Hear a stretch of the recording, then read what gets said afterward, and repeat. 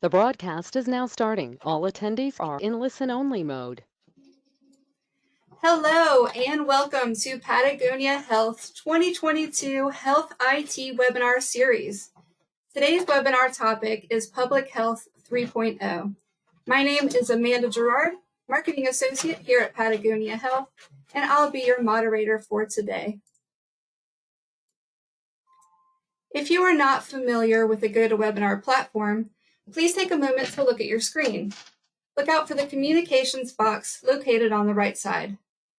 All attendees will be muted throughout the presentation, and this communications box is your way to let us know if you have a question or a comment. Please type your questions in the question section of this box, and we would like to have you take part in our conversation today, so we will be addressing your questions with our presenters. The red arrow on the left side of this communications box allows you to shrink or expand it as necessary.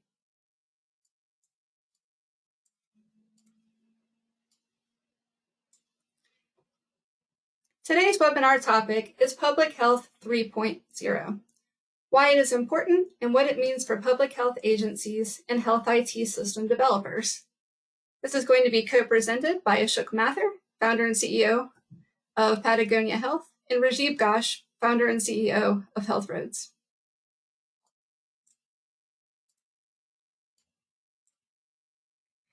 Ashok is the founder and CEO of Patagonia Health. Thanks for joining us, Ashok. We're excited to have you. Ashok founded Patagonia Health with a deep understanding of healthcare IT marketing and the emerging software as a service business models. He's got many years of experience in the space, and he serves both public health and behavioral health with our EHR company. One of his current passions is to bring innovative technologies to help public health departments achieve their vision of Public Health 3.0.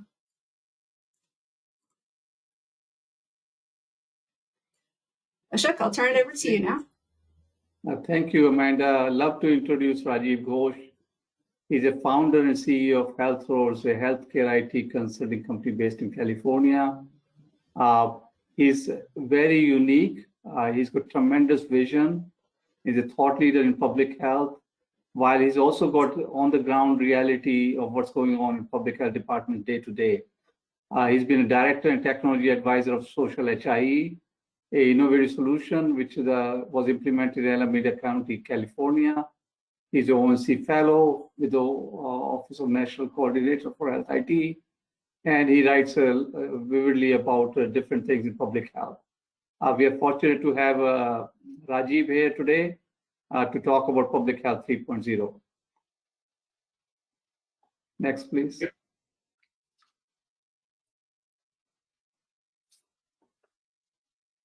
Thank you. Thanks, Ashok. Appreciate the opportunity to be here with you today to talk about the Public Health 3.0 with our audience.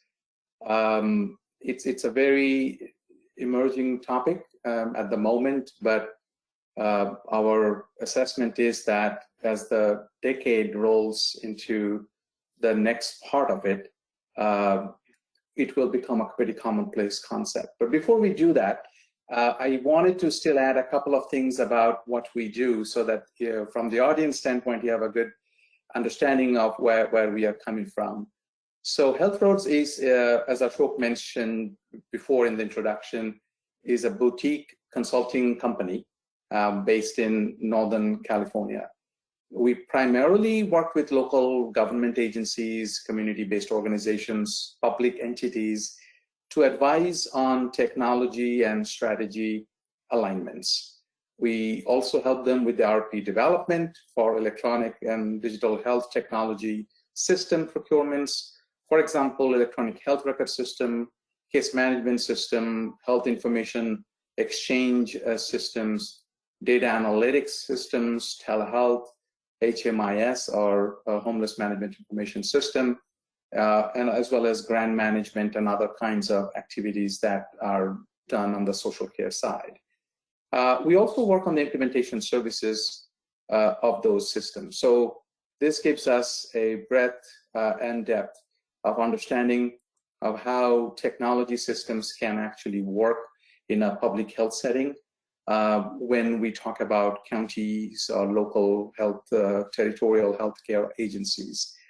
So we work both on from the vendor side, if the system vendors would like to utilize our services, but we mostly work with implementation oversight as on behalf of our local agency, government and territorial agency clients.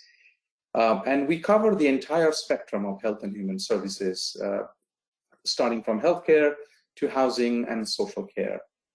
So that's really a little bit of a background information of Health Roads and where we are coming from. So with that said, let's jump into a few slides that I have put together, Ashok, for our audience to really orient everybody about the concepts of public health. So Amanda, if you just can stay on the previous slide for just one more minute, I just wanted to give a roadmap idea. So as you can see, this roadmap is basically, it suggests that public health in general is evolving, has been evolving from centuries, actually from 18th century, 19th century timeframe. It's the early phase of it. Primary focus was on prevention through treatment, moved into the 2.0, as we call it. If the previous one is 1.0, or the early emergence of it, but 2.0 is really, it's about governmental public health culminating in more like accreditation movement. So, but what it did is created a tremendous uneven public health capacity at the local level. So we have seen that in the later part of the 20th century and even in the earlier part of 21st century. So from that, what we are now moving towards, which has been in the conversation, in the discussions, in publications, and in the circles of pundits and all that stuff, is about public health 3.0, which is really driven by the focus on the social determinants of health.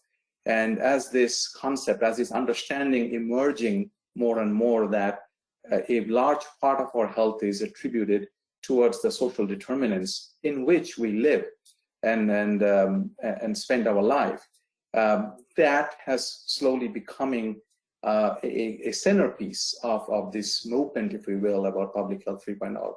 And along with that, because social determinants is, by definition, it is a various aspects of a social life of a person.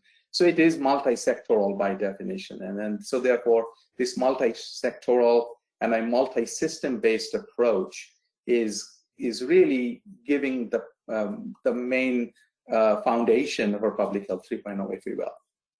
Let's move to the next slide now. Thanks, Amanda, for that. So in the next slide, what I'm going to talk about is, again, these are called, or rather we call it a kind of a 5 main pillars of public health 3.0, if we will. So it is actually calls for an enhanced and broadened public health practice that actually goes beyond the traditional public health departmental functions that we are accustomed with in 1.0, 2.0 in that phase, right? Where the cross-sectoral collaboration is really inherent to this particular vision. It calls for the public health leaders to become or assume the role of chief health strategists to drive the workforce towards that higher achievements, if you will, with the skills and capabilities that are needed. And also it calls for the technology solutions, which is really one of the things that we want to talk about here.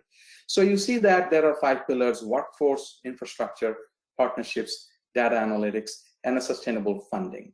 And each one of them, I mean, these are not really created for the sake of creating silos in the public health operations, but these are kind of interdependent. One drives the other, and each one has to be followed and implemented to get the best benefit out of this framework. So public health 3.0 is a framework, and this framework can be implemented through systems and also through processes, organizational changes, as well as leadership changes, because the idea here is that the public health leaders will be leading from behind rather than leading at the front and kind of enabling all of these, all of their workforce to really do all of this cross-sectoral work that I mentioned.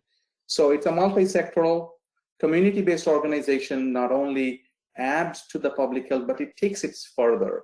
And this workforce development or workforce is not just only public health members or public health staff members, but also it includes the CBOs.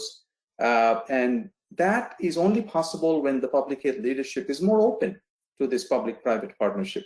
And I just talked about the role of a chief strategist, if you will, chief health strategist, which is really the leader of the public health department. This framework expects that is the evolution of that leadership role. Infrastructure, obviously, goes without saying. So building a network of public-private organization is at the core, right, of this pillar. And so IT systems and other systems that are empowered by or enabled by these IT systems in collecting multi-sectoral data, doing bi-directional exchanges, outreach and marketing capabilities are really core of this infrastructure. And then if you have that, then you can actually go and talk about partnerships, strategic partnerships with many, many organizations, collaborations for data interchange with labs, health plans, homeless resource centers, hospitals, etc. And then once you have all of that in place, that means you have a workforce who understands this relationship. We have the infrastructure which can enable this. You have the partnerships that can actually enforce this or really make sure that these things can come to a fruition. You go into the data analytics, and which is really more on the population health management aspect of it. And none of these concepts are new that I'm talking about today. I don't think it is new to any of you. Those of you who are in this public health space for a long time, this is preaching to the choir. But I think the Public Health 3.0 is really weaving these different things together into more of a coherent approach towards public health, not really doing in a little bit of a siloed way that or only focusing on compliance and reporting. It goes way beyond that. Sustainable funding is last but not the least. Now, sustainable funding means that, and obviously public health will receive funding from if you're a county-based organization, there is a funding from the county budget. You might be getting funding from the state. So there are other foundations and other funders who are available to do that. So many times what we have noticed is that you have taken up a public health department has taken up a project, taken up an initiative, and then after 2 years, 3 years, when the funding disappears, that project has kind of fallen by the wayside.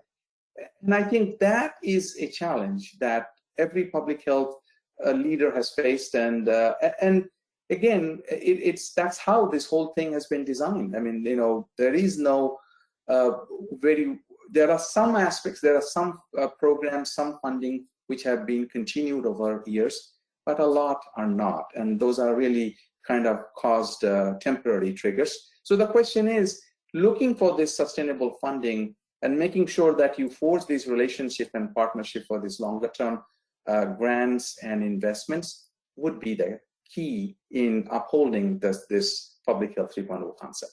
So these are the really 5 things that really constitute what we call Public Health 3.0. Let's go to the next slide, where I'd like to give you a little bit of a current state of the public health EHR systems, if you will, because that's one of our focus area today, the public health electronic health record system. We are seeing that many counties and many, there are health departments, public health departments, they're trying to buy or replace their old systems, which were being in action for the last decade or so, and suddenly they wanted to upgrade to a new system. And part of it is that old systems are really focused on a few things only. It's a data entry system, really. That's what it was, and it is, if those of you still have it. It's a client data, program-specific information, billing information, etc. So that's really data capture. And then report out of it, which is really going back to this Public Health 2.0 concept, that it's more about accreditation, more about compliance reporting. And that's really the goal. Referral processes, whenever it happened, because it has started to seep into the public health operations for a long time, whether it's be the HMI with the housing providers, homeless shelters, or labs or other places, many times, or other social care centers. it is about paper. It is a paper-based referral process, even between hospitals and public health. Referring people or health plans and public health used to be a very rudimentary method of referral. And then very little capturing of social determinants, because the systems really don't capture social determinants very, very well. And there are many reasons for that. It's not that you are not deliberately not capturing it, but the systems are not geared towards that. So this is the current state of many of the electronic health record system. So Amanda, next slide. And in the next slide, what I wanted to talk a little bit about is what should be a future state of public health electronic health record system, given the public health 3.0 framework. And as I mentioned in the very beginning, is that we are seeing this unfolding, this public health 3.0, the movement in that direction. It was all started in the later part of the last decade. In theory, in publications, as I said, from the federal government and other thought leaders, but it's actually getting enabled as more and more this decade is progressing. So what are the core things that we are talking about here? First of all, digitization of paper documentation. So, unless you can capture data into your system in a discrete, digitized manner, you cannot do a lot of other things like sharing, like data analytics, like understanding the cohort of your vulnerable population that needs greater focus or enrollment requirement. And then the core reporting, those things will always be there. But then these additional emerging features, which is really, outreach management to your clients. The clients are there, they need help, but not necessarily they will engage with the public health department on their own. Even when they are being told by their insurance company that you need to go and talk to your public health or their primary care facility, they may not do that. So that requires a client outreach management. Engaging these clients over a period of your enrollment. If it's a 1-year-long program that you need somebody to be enrolled into, you need to keep that person engaged so that you are able to, your staff members are able to provide the right level of service and the outcome that you are looking for. Multi-sectoral data and referral management goes without saying. We talked about that already, that it has to be multi-sectoral coordination. And that's the only way the new public health, or the public health 3.0, is going to factor into the public health operation. And the core of it is interoperability, because if systems cannot interoperate with other systems, it gets really, really difficult to do this kind of a multi-sectoral data and collect that information needed for your own analysis. Analytics, which is just not reporting, it is really understanding at the population health management level what's going on with your population. And last but not the least is, the public health has always been, and it's becoming increasingly mobile. I mean, public health department have to deploy people and their staff members on the streets for the street outreach to vulnerable communities, homeless populations. During the pandemic, we have seen a lot of that a lot of the workforce was deployed on the streets to really go to the homeless shelters, to the embankments, and then really find out, or collect information, provide vaccination, and or doing some tests in those areas, and collecting their consents, collecting the other data in a mobile device, and which has been really one of the major things that we have noticed in many of our engagements, and hence usability. Everybody expects that the systems are not clunky anymore. Systems are like iPad, or systems as if I use my app on my iPad or my iPhone or any other smartphone. So these are the requirements that are emerging. And public health, the health IT systems, the electronic health record systems, will have to cater to these things. And I'm seeing that more and more, some of our clients are asking for these things from their vendors, that you need to have that. And if the vendors cannot provide that in our existing systems, they would like to change it. Next slide. So this slide essentially is kind of bringing all of this home. What are the key takeaways from this conversation? And I would like you to have these takeaways. And then kind of two things I wanted to highlight here. And we sort of talked about this, that health equity has been really one of the driving factors. It's always been. It's becoming even more important now. And I think the pandemic has, in our work that we are doing as health roads with our engagements, we're seeing that nothing bothers the public health staff members, their leadership, or maybe the county board of supervisors more than this question, that are we delivering healthcare in an equitable fashion? And what do we need to do to really tackle, in any sort of lack of equity that might be existing in our service delivery? And so one of the things to achieve that is really to get to the social determinants of healthcare across the clinical community, and that's a recognition that is happening across the clinical community. Across our population, we need to understand that and being able to have this information available in our fingertips, if you will. To that end, American Medical Association, they have introduced a toolkit for the clinical community, for their members, which calls Steps Forward, as you see here. So that's basically how to improve outcome beyond the clinic walls. So they are recognizing that clinic walls are not the limiting factor when it comes to healthcare. It's just a start, and then you have to include other things into the intervention to really produce the outcome that the clinician is looking for. And that includes a lot of things in a patient's daily life, including economic policies, social norms, political systems. All of those things are really, really key.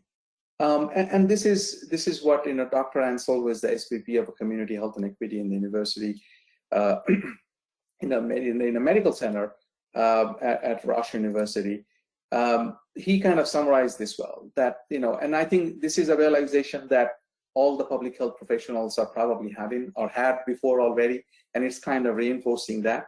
But that's basically what it is. If the country has to get the health improvement broadly, then there is no other way but to marry what we do in the office with the work of the organizations might be able to do in the communities to improve the conditions under which people are living. And I think that's really the key. And this is probably what I would recommend, what I would emphasize as the changes is happening in the public health work, which used to be a lot more, okay, I have this, whether it's asthma program, a diabetes program, or maybe an SUD program or behavioral healthcare program, whatever I've been doing. But the question then becomes is that, is there a way by which I can change the conditions in which the people are living in the community, because that is integral to the outcome I'm looking for. And so I will end with a statement here from, not from me, is the director of WHO, when he said that recently that this next 10 years, this decade essentially, is going to be the decade of action. So we have been thinking about all of these things so far, but maybe the pandemic has accelerated our time frame, the time within which I have to take an action and execute it, right? And there are enough opportunities out there to really fund some of those things, both from the federal government and other places. And now it's the time to really think about this in a very holistic way, that what do we all need to do to get to the point where we want it to go, whether it's a Healthy People 2030 agenda, or whether it's my strategic plan that the health department has for the next 5 years, or whether it is a preparation for the next pandemic, or a raging pandemic which is already there, which is the opioid crisis. How do we tackle all of these emerging current challenges and future or emerging challenges if we don't have this whole infrastructure? And by infrastructure, I don't mean to say the technology infrastructure. It is the human resource infrastructure. It is the policy infrastructure. How do I actually put all of that together so that we are not caught off guard whenever there is a crisis that hits? So I guess this is probably my update, Ashok. Yes. So that's really, I'm just setting the stage here so that we can get more questions from you about some of these things that you just heard, or I'm open, if Ashok has any questions for me, I'll be happy to respond to. Yes, I think Amanda would be able to, let us know what questions come in. But Rajiv, it's exciting to be in Public Health 3.0. And with COVID, as you said, things have changed quite a bit. We can accelerate what we are planning to do, and actually we can do it now. So the question is, we have a lot of county health departments joining the webinar today. What should a county health department do to evolve to Public Health 3.0? And also talk to us about, how it will be different for a large metro health department versus the mid-size versus rural. How are things different, because they have different dynamics? Yeah, that's a very good question, Ashok. And I think we, let me try to address it. And then maybe some follow-up questions from the audience, which we will try to address during this session today. So the first thing I have to say that, again, I might be preaching to the choir here, but there was an idea that was there for very long, is that it is better to build something because no system can actually meet our needs. And I have seen that, people have kind of threaded together their own things and systems. I think the needs of today is complex. It requires, and we cannot forget that we have to do all of these things in the context of the privacy and the emerging security and other issues that obviously all IT systems have to be compliant with. So it is something that the counties should consider as buying. So they should buy systems which are produced by other vendors because they have the resources to do something that are compliant and future-proofing their systems. So buy, not build. That will be my first thing for all county members that are here. Then there are leverage. I mean, again, we need to look around. So one of the things that the public health department, the staff can right away do is, many times what we have seen is that the requirements for anything new or anything has been triggered by, oh, we got a fund, we got a grant funding, and then we need to, and then our current system doesn't do that. So we have to go and either get a system or build something using Excel Access. Part of it is financial. Obviously, we totally understand that. Sometimes that's the problem.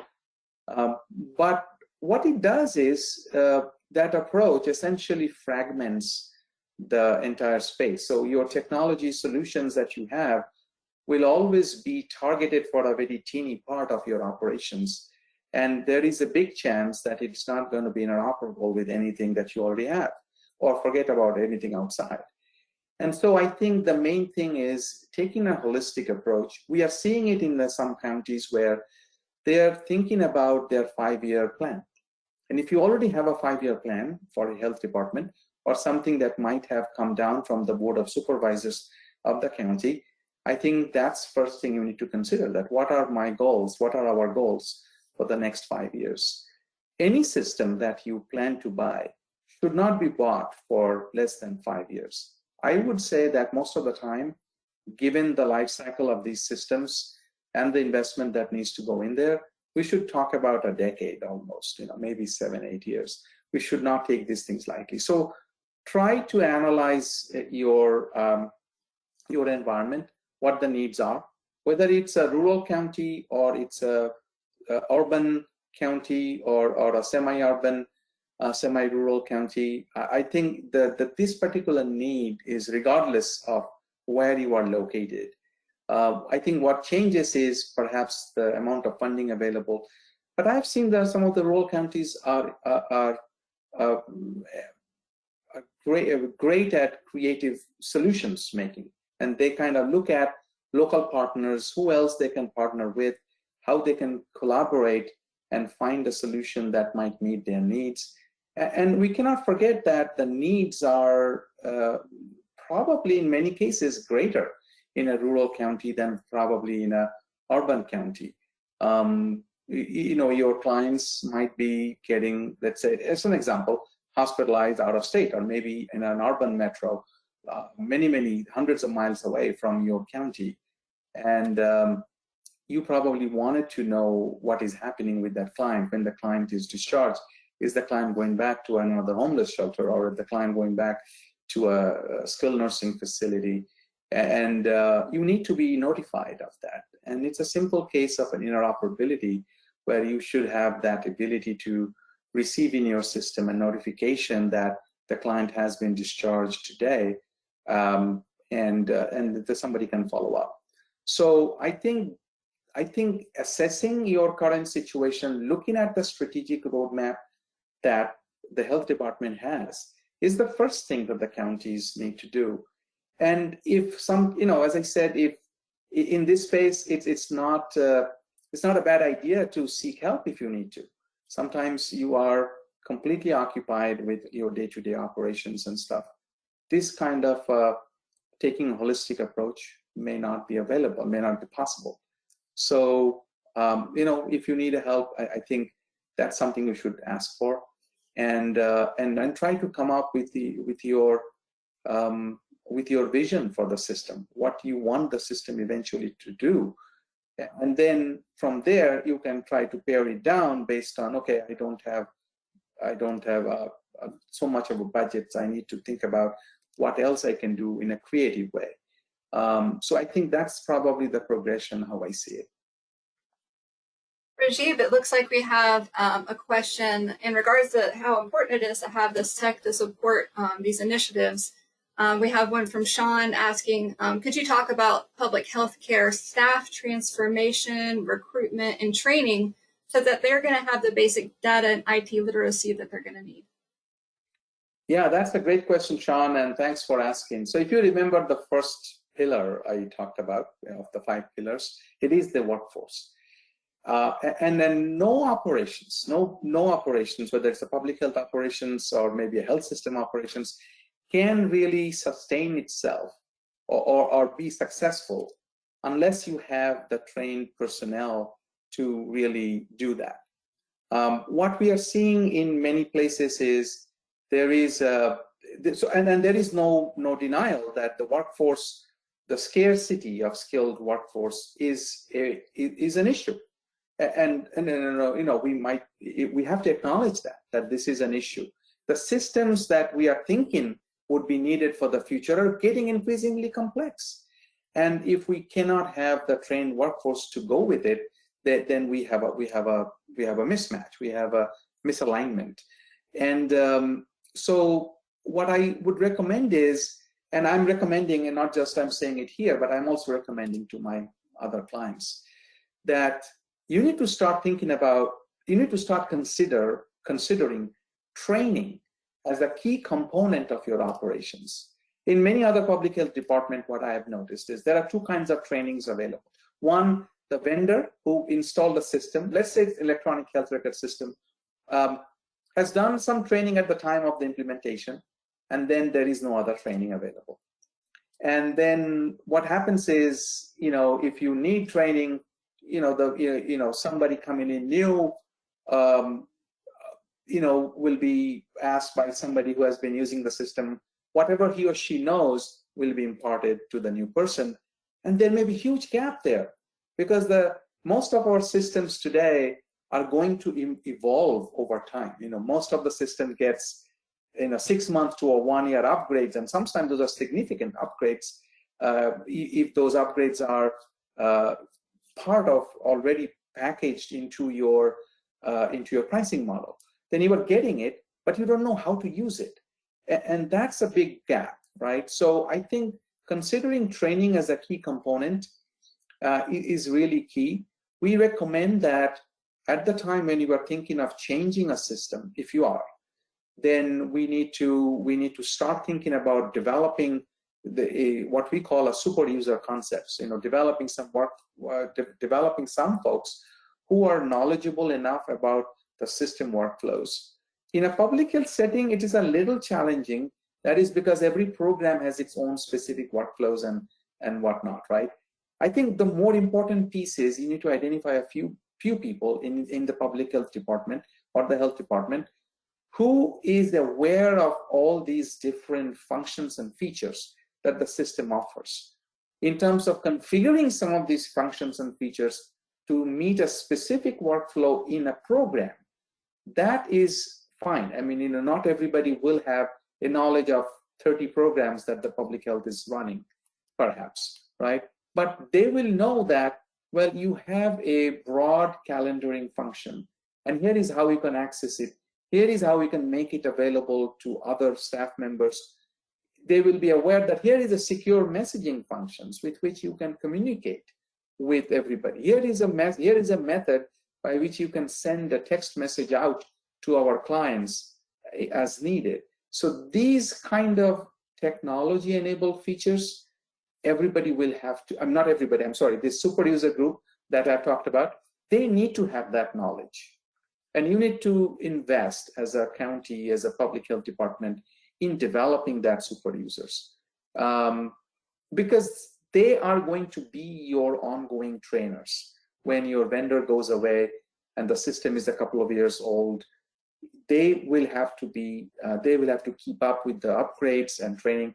In the Epic world that I'm quite familiar with, they have a concept called site specialists. And Epic made it a point that if you don't have a site specialist, that means somebody who knows about the system very well, then that's not going to work.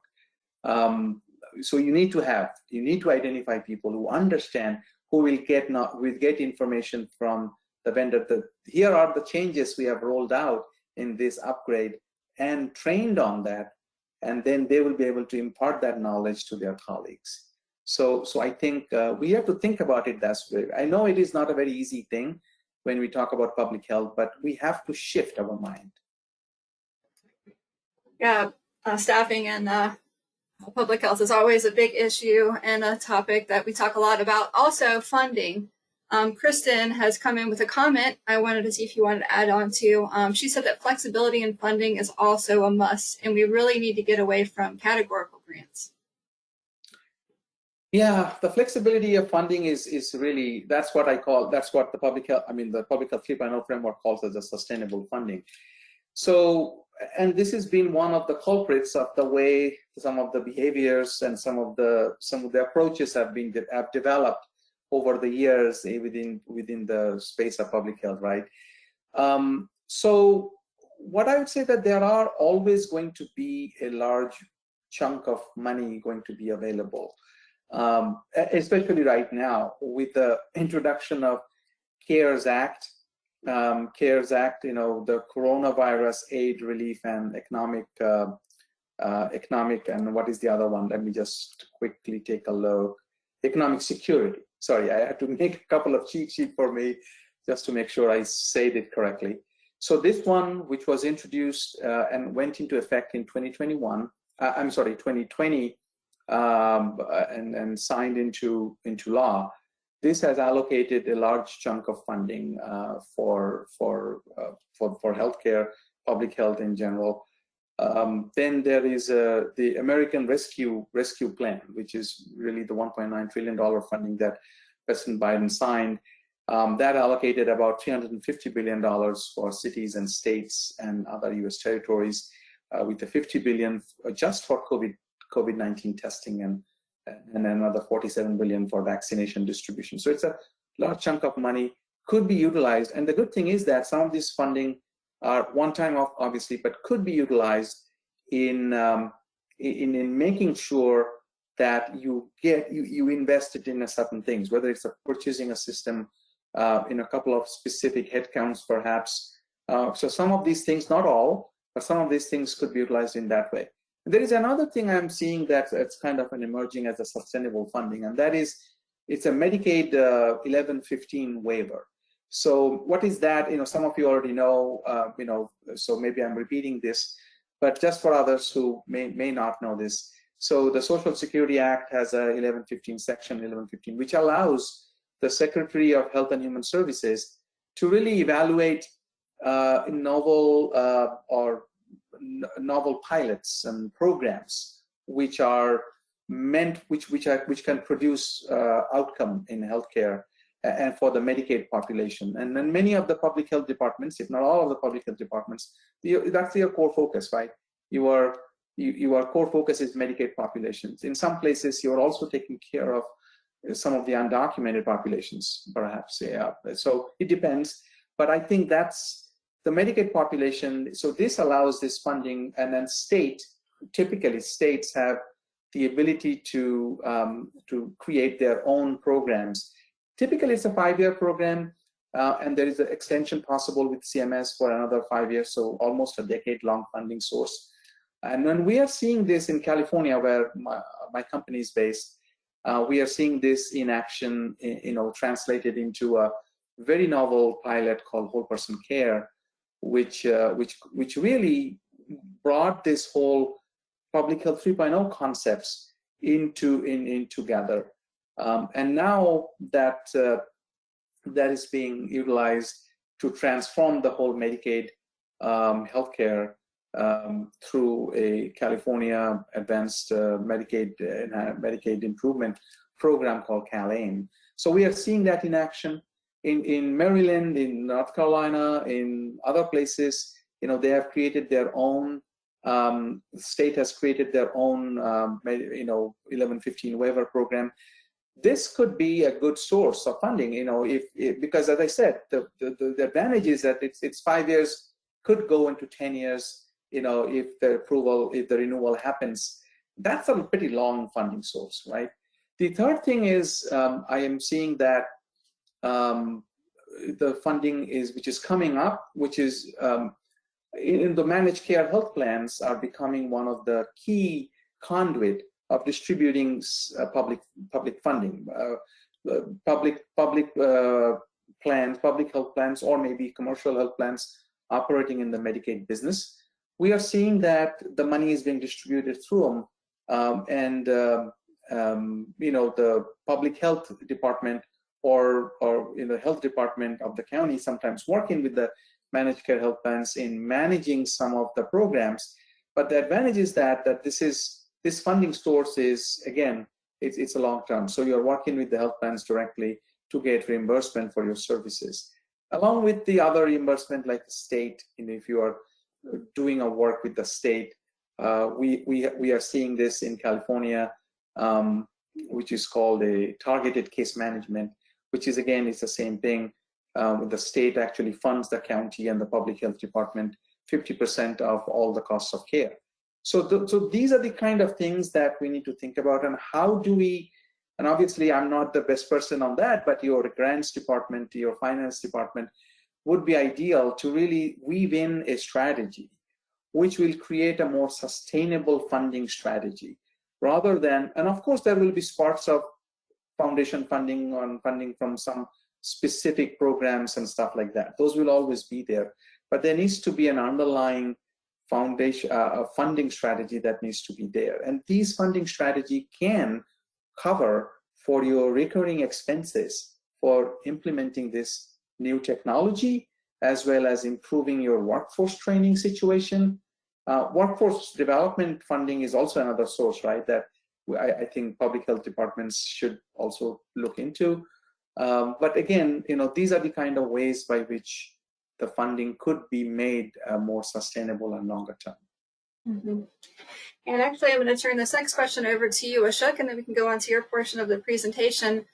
Janie would like to know what Patagonia Health is doing in regards to driving state and federal cooperation to build continuity between county, state, and federal grant programs. Excellent. Thank you, Rajib. Amanda, you can go to next slide. And I'll give you an overview of Patagonia Health. Just to build on what Rajib was saying in terms of sustainable funding, we have noticed once we implement a electronic health record software, we see 15 to 20% increase in collections at the county health department level.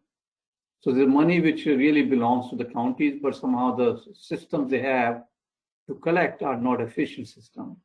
So a lot of money is actually left on the table. So we see that consistently the money which you should be getting, but you're not getting because the technology is not helping you, the current technology. In terms of Patagonia Health, I do a brief introduction. A lot of you may know who we are already, but we are based in Cary, North Carolina. We are an electronic health record software company. We provide a web-based, easy to use, easy to learn software. And since 2012, we have been focused primarily on public health. So we have learned a lot from public health department. They have actually taught us what they need, and we are able to build the solutions they need. And through working with health departments, now we are deployed in 150 health departments across the country in 27 states and growing.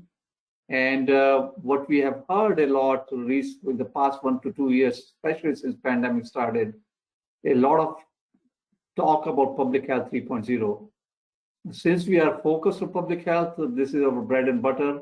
We have a pretty solid product already, and which will provide you the foundation for public health 3.0. Over the past 1 or 2 years, we have actually built some of the things Rajib has talked about. But public health 3.0 is a long effort, and we have a roadmap, pretty robust roadmap, to continue to build a platform and continue to extend our platform to be public health 3.0. So I'll talk about that, and Rajib talked a little bit about this. So the key thing we see different with the typical EHR, if you look at the EHR in the middle of this picture, there are 5 different bubbles or things you need to work on to go beyond EHR as typical EHR to become a public health 3.0 technology solution. Rajib already talked about client outreach management. You already do that at local health department. You do education programs, you do food banks and all kinds of stuff. You're already reaching out to community, but that's on a paper-based method. And you are engaging the clients. Maybe you're doing asthma training or diabetes management and so on. Yeah, but that's again on a paper-based system or a ad hoc spreadsheet system. And the big thing really is population health. As Rajib talked about, you can only do population health if you're aware of what the population is. And typically, EHR system does not capture all the things you need to know to manage your community better. And we have seen across the country, in North Carolina, in Virginia, other states, we see a referral systems coming up where you tie all the agencies together, where you can actually electronically communicate the information with different agencies, so you can provide the whole care to a community member, whether it's homeless, domestic violence, and so on. And of course, interoperability built into the Patagonia Health system. We connect to immunization registry, labs, and so on. And that's just part of what we do, and we need to extend it further into the community. Next slide, please, Amanda. Some of you may have already familiar with this chart. Really, there's a lot of research on the health outcomes. Really depends more than just on the clinical care we provide, whether it's in a primary care office or county health department or hospital. The individual's behavior, for example, health behaviors of individuals really determine 40% of that work, determines the outcomes. So the question really at the population health level and public health level is, what can we do? And what can, question for us in Patagonia Health, what can we do from technology point of view for you to address the health behaviors, whether it's for tobacco cessation or, drug abuse. We are already doing a lot of work on preventive screenings and immunization, but what can we do to reach out more and increase the uptake of that through the technology point of view? We also know that the education and housing and lack of transport are factors. All of these factors do impact the population health. And we are looking at that from a technology point of what can we do to help. Next slide, please. If you start thinking about a typical electronic health record versus a public health 3.0 record, the 3 areas really we look at which are different. One is that your technology electronic health record needs to have a broader understanding of the client for all the reasons Rajib mentioned, right? You got to understand the social determinants of health. If you don't know that, there's not much you can do with the population. So the typical EHR would not have those capabilities because a typical agency doesn't need that, but county health departments, you do need that information. And the other thing is too, as we talked about, the ability to engage with community members. That's really important. And what we call that is a client. They're not patient, but they're a client. You're trying to educate or outreach, but you want to be able to engage them in an efficient and seamless manner. The current method of calling and emailing and random stuff is not traceable, and you can't improve the outcomes. And the other thing is you want to be able to provide the services which exist, whether it's for housing or transportation or domestic violence. You want to be able to connect the client to those services efficiently and track it, how that's happening. So these are the things we look at from a technology point of view. These are three things we need to worry about. How do we evolve from current system of EHR, which is really taking care of patients in the clinic, and now broadening the scope to Public Health 3.0. Next slide, please, Amanda. Some of you may have seen this. We have, based on the request from our customers, we have been capturing social determinants of health for past 1 or 2 years already. This is an example. In fact, this example came from a state which is going through a Medicaid transformation, which Rajib mentioned. There is a shift in payment from fee for service to pay for performance, and part of that, there's a core measure which has come up with the called PROPARE. It's a big acronym, and what it's saying is that in addition to capturing the demographic which any EHR does, you need to look at broader things like farm worker status, veteran status, so on. You need to look at family and home. Today in our EHR, we do look at the family income for sliding scale purposes, but we want to understand housing status, stability, and neighborhood they live in. Money and resources, if they are struggling with employment or they're struggling with transportation, you need to know that so you can direct them to the right services and provide them those services. You also want to be aware of not just the medical condition they come in for, but social and emotional health. Are they stressed? Do they have a support system when they get back home? And other measures which are in PROPARE toolkit or screening capture is things like incarceration history, refugee status, domestic violence. So we have built this measure in as part of EHR. So if you start, this is step 1, capturing the data about your community and your clients. We already have that, and we have done this similar capture in different formats depending on the state and the customer need. As you know, each health department may have slightly different needs. They may not use this particular toolkit. So we built that in encounter notes and home visiting notes and so on. Next slide, please, Amanda. This is my last slide. What the big change is from a technology and electronic health record point of view is referral management, right? Today, a client may come in, say, for immunization, but you may want to send them to maternal health. So today, you can actually internally transition a patient in the health department to another program or another service in the health department. But the big change with Public Health 3.0 is you've got to go outside the walls of the health department and dealing with patient. So we have built, based on the feedback and collaboration with our customers, county health department, we have built ability to refer the patients or clients from patients to external agencies. And similarly, external referrals coming in, we're trying to make the process efficient and seamless. At the moment, we are not all there, but there are a lot of technology solutions, not just with Patagonia Health, but there are other companies like Unite Us and so on, who are building these referral systems. We'll plug in and share the information and make it easier for you all to achieve your vision of Public Health 3.0. As I said, we have already built some capability, but we are in the beginning of this journey. But we have a robust roadmap.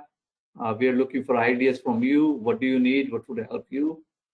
So please let us know, and we will collaborate with you and to build it out.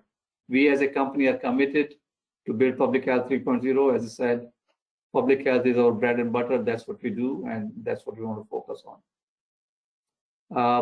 Amanda, that was my last slide. We can just take any questions if there are any.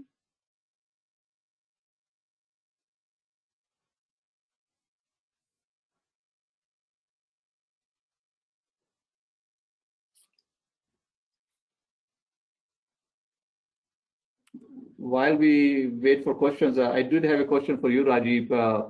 We are at the end, at the point where somebody has decided to get an electronic health record system, right?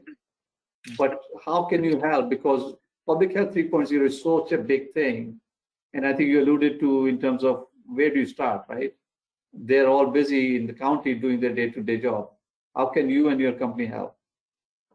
Yeah, so Health Roads is fully dedicated right now in a big way in enabling our clients and future clients to accomplish that. So what we can do is we can come in, we work with, first of all, we start off with, as I said, our main input is if the county already has a 5-year strategic map that might have been created in 2020, or the health department might have one. So our work actually start there. We look at that.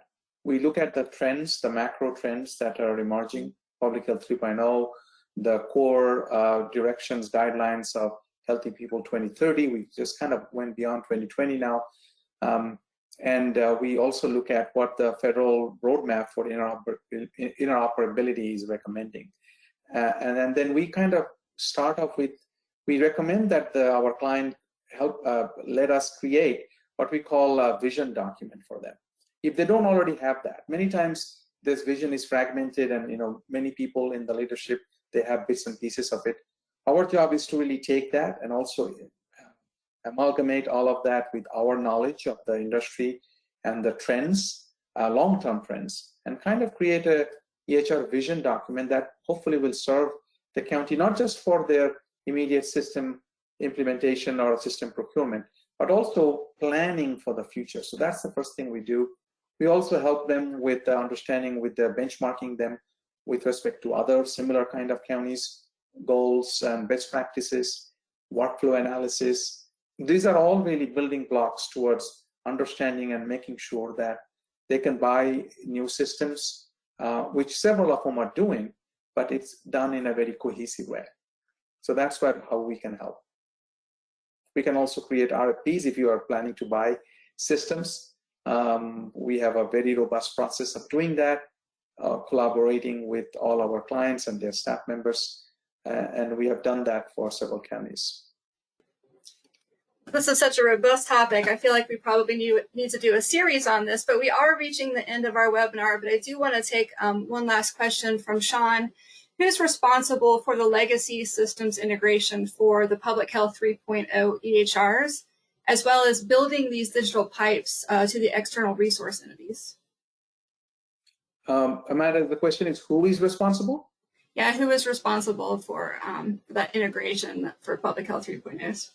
Yeah, so if you already have a system that is capable of doing this, I'm assuming that's what the situation is.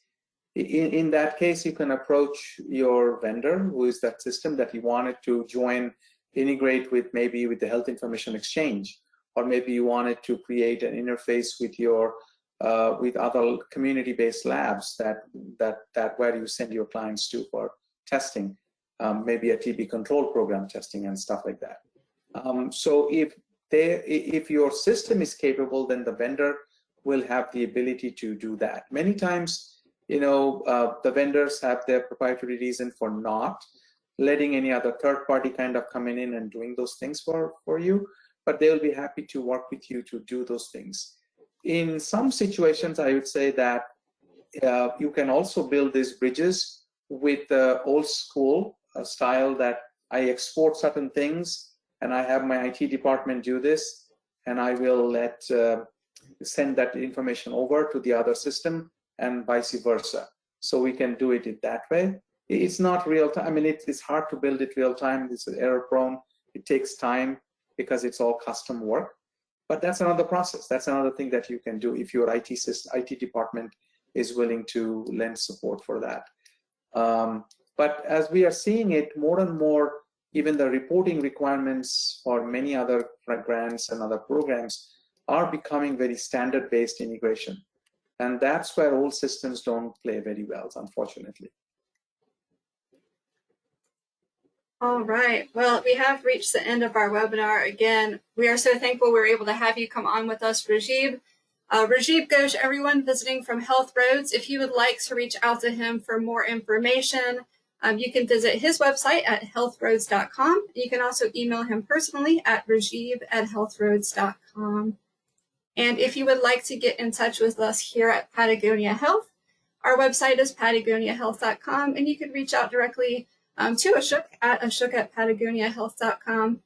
Thank you so much, both of you, for joining us as presenters today. It's been a pleasure and a wealth of knowledge. Thank you.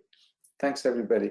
Thanks, everybody, for attending. Thank you, Amanda and Rajiv. Thank you. All right, everyone, have a great day. And we will have a recording of this available on our website in the next couple of days.